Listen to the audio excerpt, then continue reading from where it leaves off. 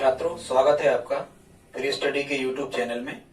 छात्रों, आज हम आपको बताने वाले हैं विभिन्न प्रकार के जो तापक्रम के पैमाने होते हैं, इन पैमानों के बारे में संबंध आपको बताने वाले हैं और एक दूसरे पैमानों में जो कन्वर्सेशन या जो परिवर्तन होता है इसके बारे में बताने वाले हैं। छात्रों, आप किसी भी प्रकार की यदि कॉम्पिटिटिव एग्जाम को देने जा रहे हो, चाहे वो स्टेट लेवल का हो चाहे पूरे नेशनल लेवल का हो, छात्रों यदि उस कॉम्पिटिटिव एग्जाम में यदि आपको साइंस आना है या जीके आना है तो छात्रों यहाँ से प्रश्न आने की संभावना होती है।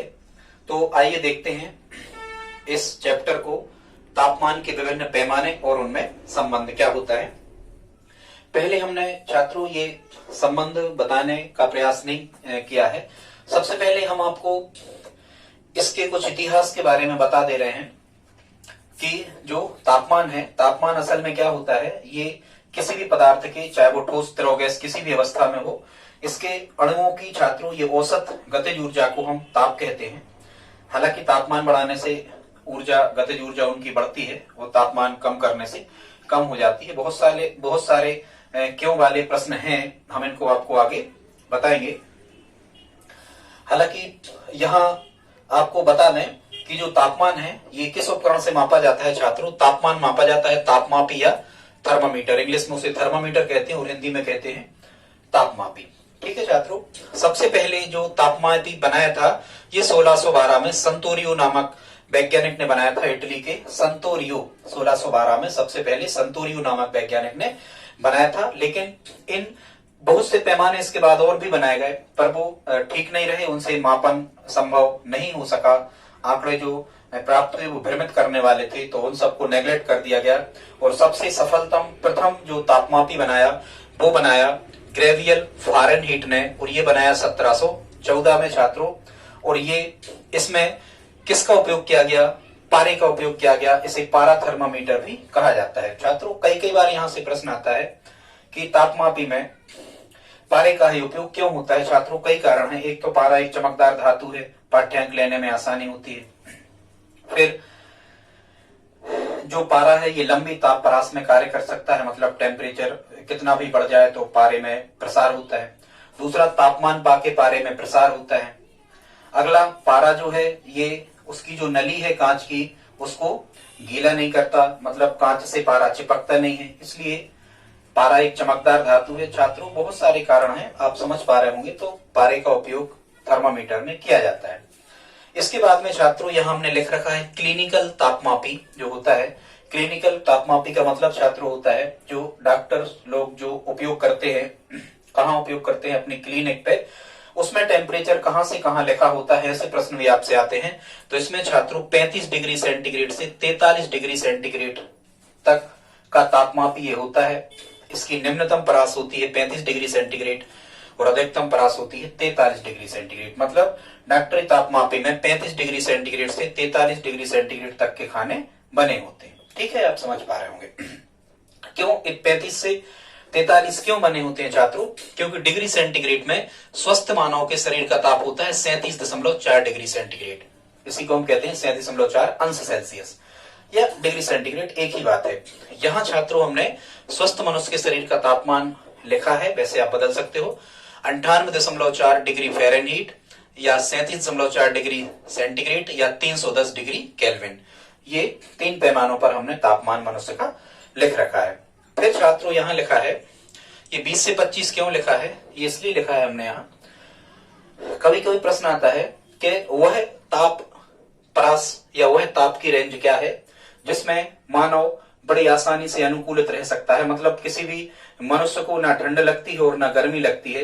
एक बहुत ही अनुकूलतम सुखद टेम्परेचर कितना होना चाहिए? तो वो होना चाहिए 20 से 25 डिग्री सेंटीग्रेड। ये सुखद तापमान है जिस पर मानव आसानी से रह सकता है। फिर छात्रों कभी कभी पूछा जाता है कि पृथ्वी सबसे ज्यादा ऊष्मा कब ग्रहण करती है, या पृथ्वी सबसे ज्यादा ऊष्मा कब लेती है, सबसे ज्यादा गर्म कब होती है पृथ्वी? तो छात्रों ये होता है दिन में 2 से 5 बजे के बीच का टेम्परेचर सबसे ज्यादा होता है।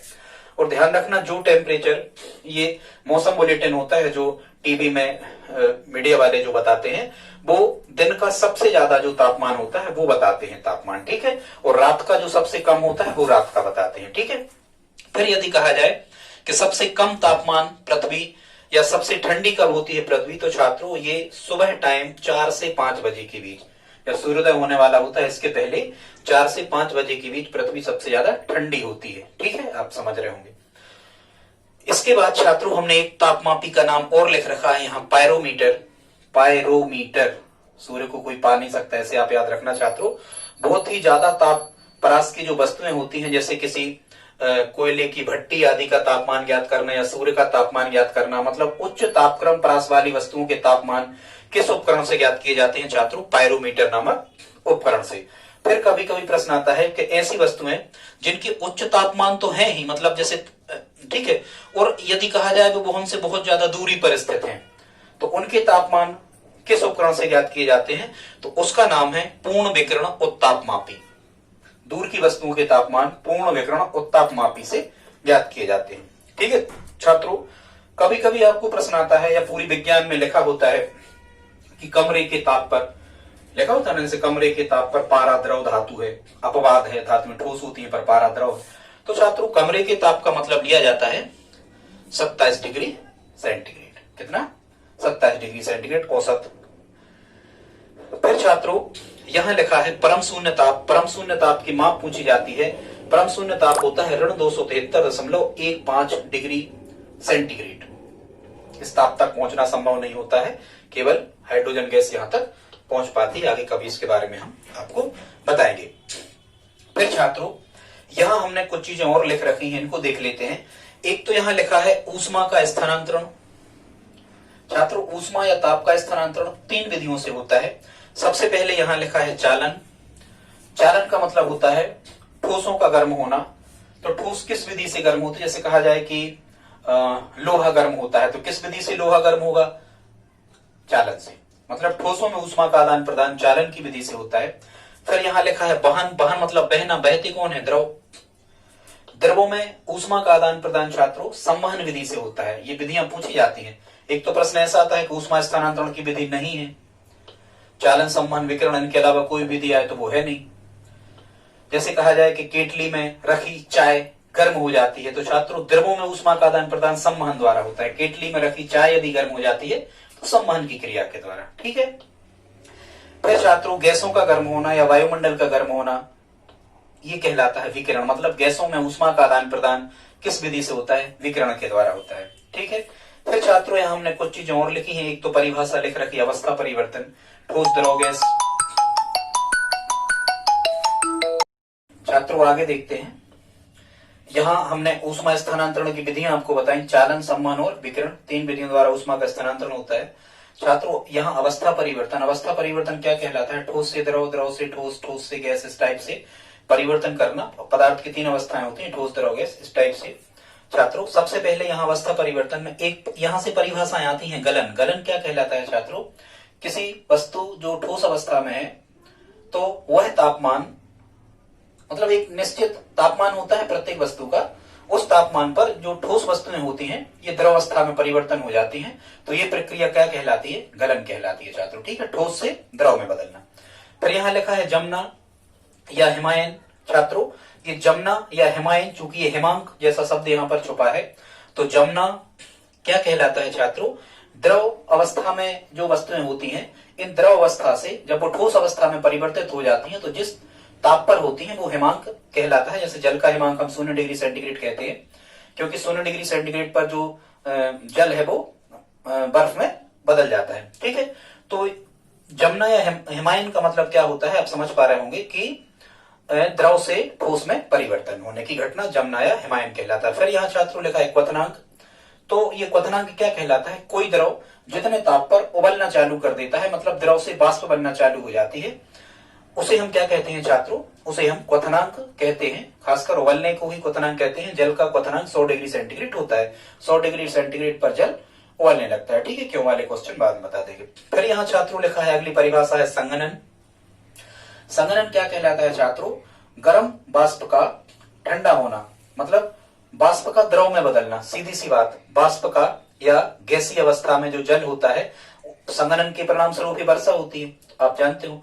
तो हम यहाँ क्या कह सकते हैं संघनन में, कि वाष्प का द्रव में परिवर्तन क्या कहलाता है, संघनन कहलाता है। छात्रों संघनन की विपरीत प्रक्रिया होती है वाष्पन। द्रव का गैस बनकर ऊपर उड़ जाना, ये क्या कहलाता है? बाष्पन कहलाता है। द्रव का गैस में परिवर्तन बाष्पन कहलाता है। फिर यहाँ छात्रों एक परिभाषा लिखी, ऊर्ध्वपातन। ऊर्ध्वपातन क्या कहलाता है? जब किसी ठोस को गर्म किया जाता है, जब किसी ठोस को गर्म किया जाता है तो वो जो ठोस होता है वो द्रव अवस्था में ना बदलकर सीधे गैस अवस्था में बदल जाता है। यह घटना क्या कहलाती है छात्रों? ऊर्ध्वपातन। अब हमने इन घटनाओं को क्यों बताया है? क्योंकि इन सब घटनाओं के लिए तापमान आवश्यक होता है। बगैर तापमान के, एक निश्चित तापमान होता है सबका, बगैर तापमान के ये घटनाएं नहीं हो पाती। ठीक है छात्रों। एक परिभाषा और होती है गलनांक। गलनांक या गलन। गलनांक मतलब वह ताप जिस पर कोई पदार्थ ठोस अवस्था से द्रवावस्था में परिवर्तित हो जाता है, वो गलनांक कहलाता है। वह ताप छात्रों, अलग अलग वस्तुओं का गलनांक अलग अलग होता है। अब हम आगे देखते हैं तापमान के 4 पैमानों में संबंध क्या होता है। यहां हमने एक फार्मूला लिख रखा है, आप इसे देख सकते हो। वो फार्मूला क्या है? C/5 बराबर F-32/9 बराबर K-273/5 बराबर R/4। अब इसे मेमोराइज कर लें। C/5 बराबर F-32/9 बराबर K-273/5 बराबर R/4। यहां ये 4 तापक्रम के पैमाने हैं वर्तमान में जो चलते हैं। अंश सेल्सियस, फारेनहीट, केल्विन और र्यूमर। छात्रों ये केल्विन लिखा है, ताप का ऐसा ही मात्रक होता है केल्विन। ठीक है, तापमान का ऐसा ही मात्रक क्या होता है? केल्विन। ठीक है, अंश सेल्सियस, फारेनहीट, केल्विन और र्यूमर, इनमें संबंध है, सभी के बीच में बराबर लगे हैं। छात्रों यहां यदि ये फार्मूला नहीं आता है, कभी कभी एग्जामिनर यदि आपसे सूत्र ही पूछ लेता है, तो यहां आप सबका 20 में गुणा कर देना। तो 20 का जब आप यहां गुणा कर रहे होंगे तो यहां रहा होगा C/100। फिर यहां जब 20 का गुणा कर रहे होगे तो आ रहा होगा F-32/180। यहां जब 20 का गुणा कर रहे हो तो बराबर K-273/100 और बराबर जब यहां 20 का गुणा कर रहे होंगे तो R/80। ये भी सही होता है। मतलब 20 का गुणा करने पर ये हर में यदि कोई राशि लिखी जाती है तो आप इसे भी सही माने। ठीक है, हमने 20 का भाग यहां कर दिया है तो ये इतने हिस्से आ गए हैं। ये बराबर में कोई चीज लिखी होती है तो नीचे नीचे के कट जाती, ऊपर ऊपर के कैंसिल आउट हो जाती। ठीक है, तो ये छात्रों 4 पैमाने हैं। अब इन पैमानों को हम यहां आपको बताने वाले हैं। यहां से भी प्रश्न जब कभी बन जाते हैं, यहां हमने पैमाने का नाम लिख रखा है।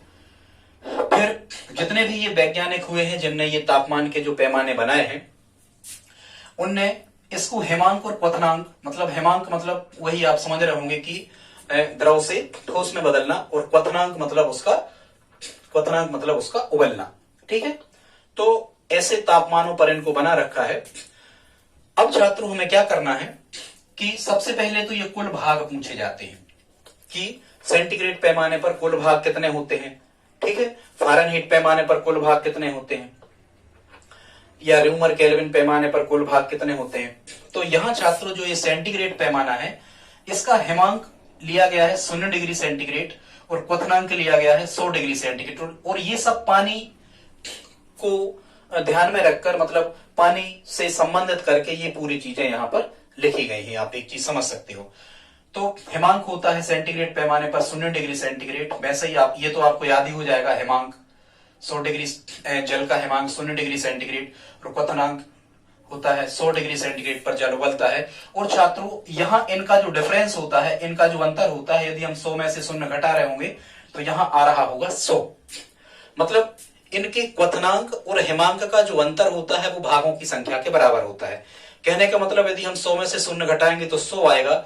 इसका मतलब यदि आपसे कभी पूछा जाए कि सेंटीग्रेड पैमाने पर कुल कितने भाग होते हैं तो 100 भाग होते हैं। ठीक है, ऐसा। इसी प्रकार से फारेनहीट में हेमांक लिया गया है 32 डिग्री सेंटीग्रेड। आप वहां सूत्र से भी परिवर्तन कर सकते हो। हेमांक लिया गया है 32 डिग्री सेंटीग्रेड और क्वथनांक लिया गया है 212 डिग्री फ़ारेनहीट। जब छात्रों हम 212 डिग्री फ़ारेनहीट में से 32 डिग्री फ़ारेनहीट को घटाते हैं तो यहां निकल के आता है कितना, 180। मतलब फ़ारेनहीट स्केल पर कुल भाग कितने हैं, 180 भाग हैं। और छात्रों यहां जो इनका अंतर होता है, ये हमने जो लिखा है 100, 180, 80 या 100, इनका छात्रों जो अंतर होता है, इनके अंतर के प्रत्येक भाग को डिग्री कहा जाता है। इन सभी की मापों में डिग्री लगता है। इनके अंतर के भागों को क्या कहते हैं, हम डिग्री कहते हैं। ठीक है, इसी प्रकार र्यूमर में हेमांक होता है 0 डिग्री र्यूमर और क्वथनांक होता है 80 डिग्री र्यूमर। जब हम घटाते हैं तो 80 निकल के आता है, मतलब र्यूमर पैमाने पर 80 भाग होंगे। इसी प्रकार से केल्विन पैमाना या परम ताप क्रम का पैमाना कहते हैं। इसमें हेमांक होता है -273 डिग्री सेंटीग्रेड और क्वथनांक होता है 373 डिग्री केल्विन है। और जब हम 373 में से 273 को माइनस करते हैं तो ये निकल के आता है 100। मतलब केल्विन पैमाने पर कुल भाग कितने बने? 100। ठीक है छात्रों, आप चाहें तो यहां से कोई ट्रिक भी बना सकते हैं, जैसी भी आप बना पाए। ठीक है, यहां लिख लो सैफरी के और फिर इसको याद कर लेना 100, 180, 80, 100 जैसे भी हो जाए, करना प्रयास। खैर, तो एक चीज तो यहां आपको याद कर लेना है, इनको तैयार कर लेना है, जैसे भी आप कर पाओ, कोई लॉजिक लगा के ट्रिक लगा के आप कर लेना। आज हमारा ध्यान इस पे नहीं था ना, हम कोई ट्रिक तैयार कर देते वहां से, अब टाइम लग जाएगा। आगे देखते हैं यहां से प्रश्न कैसे आते हैं। देखो, अब हम इनके आंकिक प्रश्न जो न्यूमेरिकल्स होते हैं टेम्परेचर के, उनको हल करके आपको बताते हैं। जैसे अभी इसको हम बाद में कर रहे हैं, क्वेश्चन नंबर 1 को, किस ताप पर डिग्री सेंटीग्रेड एवं फ़ारेनहीट पैमाने पर तापमान बराबर होते हैं। दूसरा क्वेश्चन है, किसी वस्तु का ताप र्यूमर पैमाने पर 8 डिग्री र्यूमर है।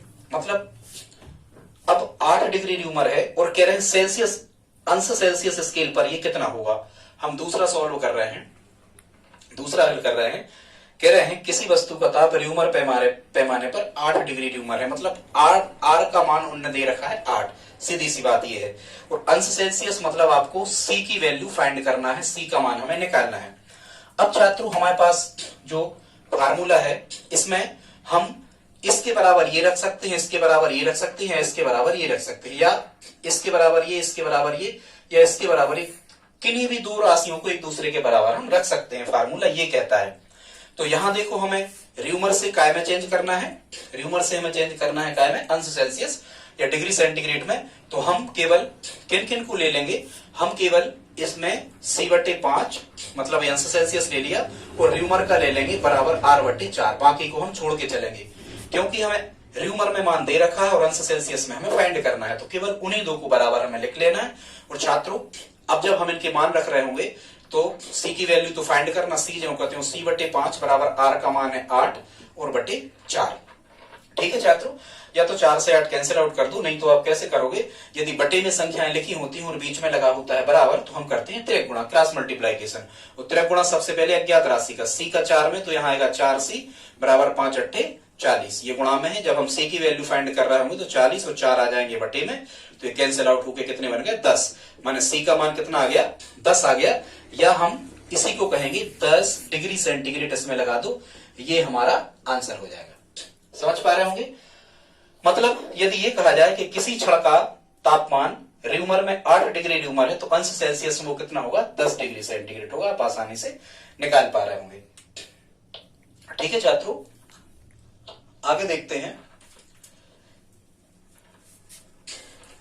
अगला जो क्वेश्चन नंबर 3 यहां हमने लिख रखा है, इसे देख लेते हैं, ये किसका किसमें परिवर्तन है।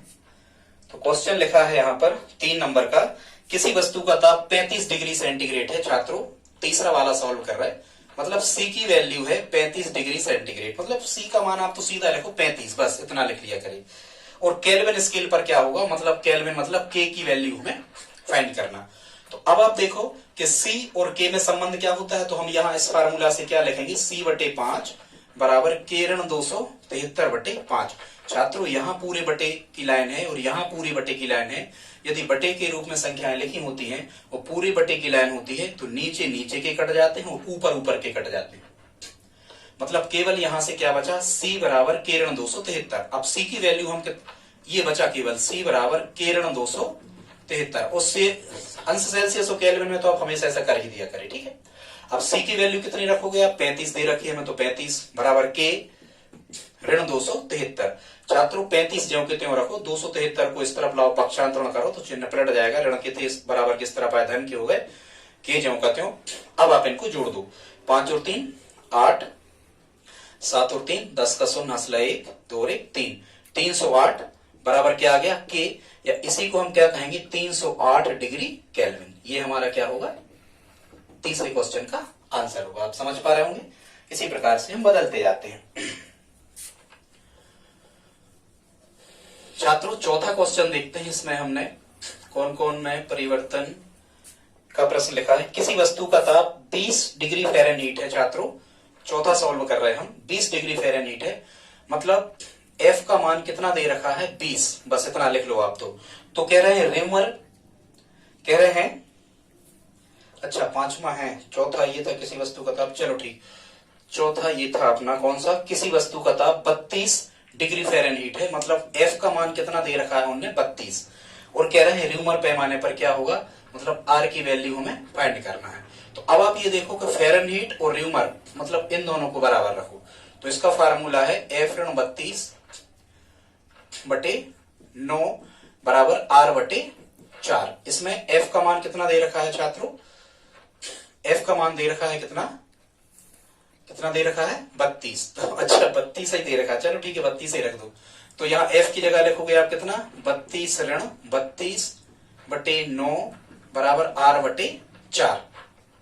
जब आप यहाँ हल कर रहे होंगे तो 32 में से 32 गए 0/9 बराबर R/4, त्रिक गुणा करोगे तो 9R बराबर 0 का 4 में गुणा 0, और जब R की वैल्यू निकाल रहे होगे तो 0/9, ऊपर कोई भी संख्या, मतलब ऊपर यदि 0 है और नीचे कोई भी संख्या है छात्रों, तो इसका टोटल मान कितना होता है 0, मतलब ये कितना मिलेगा 0 डिग्री र्यूमर, ये हमारा आंसर होगा।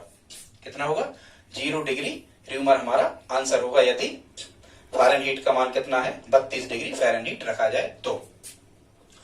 ठीक है छात्रों, आगे देखते हैं, प्रश्न क्रमांक 5 को देखते हैं। ये ऋणात्मक में भी हो सकते हैं, अभी हमने ऋण में कोई प्रश्न नहीं लिखा, एक आध प्रश्न हम आपको बता दे रहे हैं ऋण का। अब हम देखते हैं प्रश्न क्रमांक 5, क्वेश्चन 5 कैसा था इसको देख लेते हैं।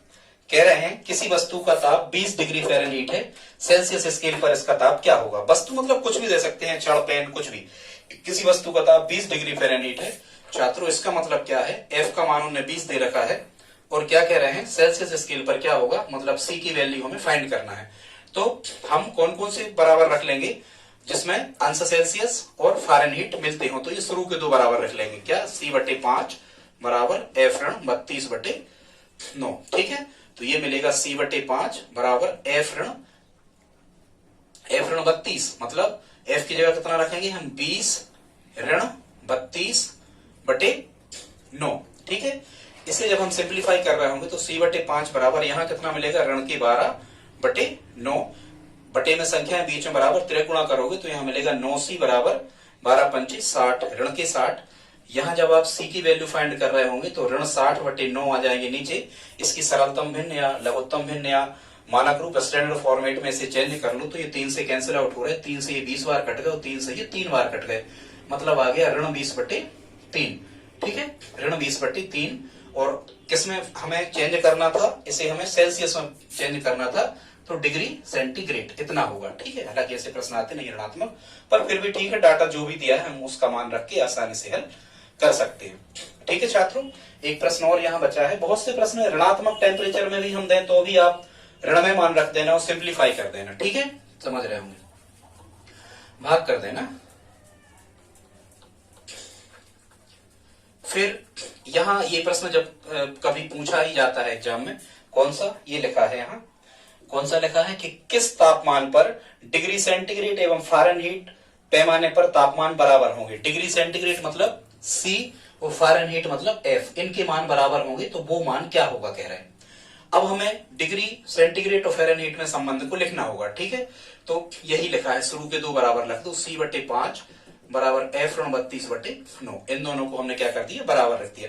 अब वो कह रहे हैं कि जितना C का मान उतना F का, तो या तो दोनों में C रख दो, वहां भी C वहां भी C, या दोनों जगह FF रख दो, या दोनों को X मान लो, मतलब जो कुछ भी करना, ठीक है, कुछ भी कर लो, दोनों को X मान लो। चलो ये भी जितना C है उतना ही बराबर F उतना ही X है, तो यहाँ C की जगह X लिखो, X/5 बराबर F की जगह भी लिखो X-32/9।